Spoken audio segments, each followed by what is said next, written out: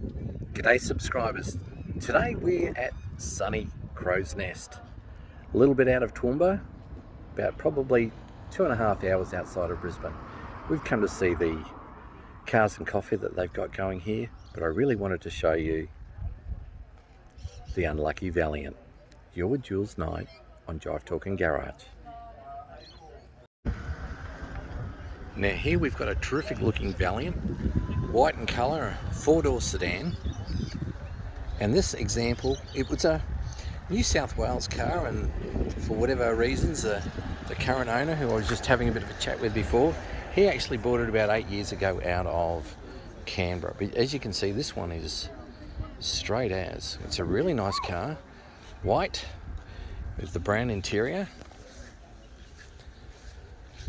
But as I've told many subscribers, my dad had a white Valiant from, gee whiz, well, he had Valiants from 1961 through to 1981, but he always bought, after the first one was black, the second one was white. He always bought white ones every 2 years, and the reason for that was he did taxi work, but he also did private hire and weddings, and used to take judges and magistrates or pick up senators or from the airport or whatever.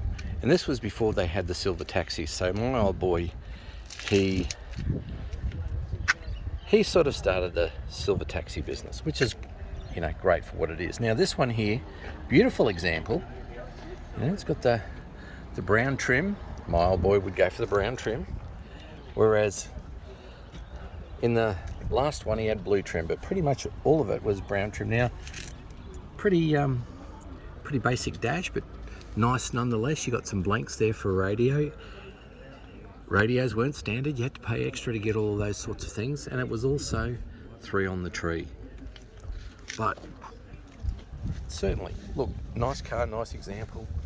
It's a lovely straight car, huge boot, huge bonnet. So you're talking about a 6-cylinder, I think they're a slant 6 for that matter.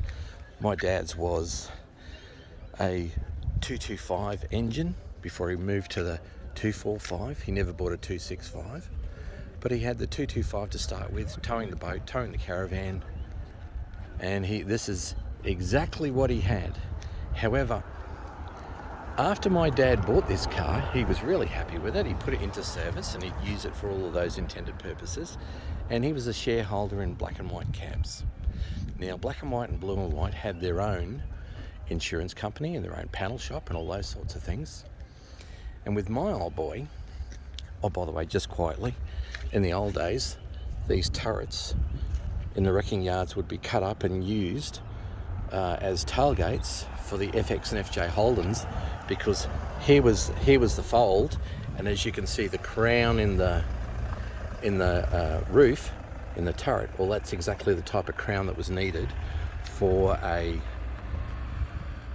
FX and FJ, because the tailgate actually crowns both ways. But anyway, I digress.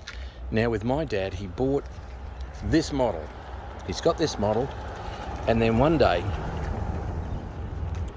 the cab's tow truck has brought the car home, and I just see the car being delivered out the front, put on the footpath, and it is literally crunched to here.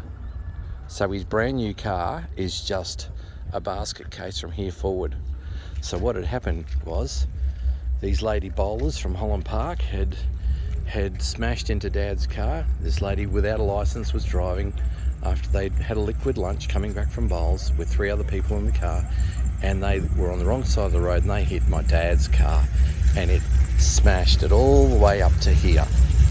So off to the taxi company panel shop it goes, and then when it comes back, it's beautiful, just like this. That's great. So he got the car back, and he was doing some taxi work in it, and he was on the rank at Mount Gravatt, which is coming over a gentle hill.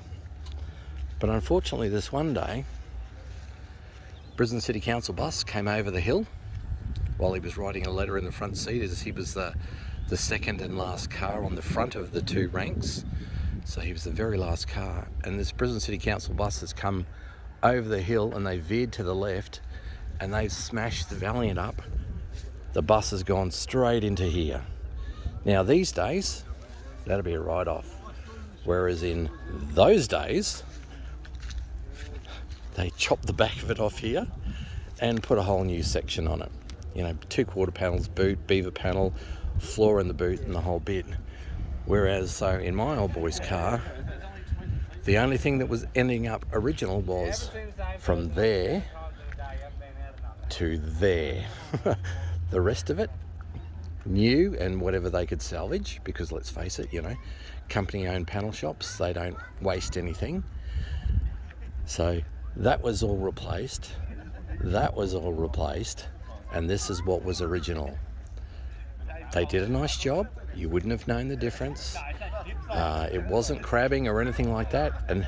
And they gave it back to him as good as new. It was fixed in a flash, because the taxi company, you know, if the taxis are off the road, they're not making money. And so the owners want them back. So all the cars got repaired as quickly as possible. But I've got to tell you, this model was his most unluckiest Valiant, not through his fault, not through the Valiant's fault, but from being in 2 major car accidents, and in the end it was repaired. Anyway, so that's the story of the unlucky Valiant. You're with Jules Knight on Jive Talking Garage.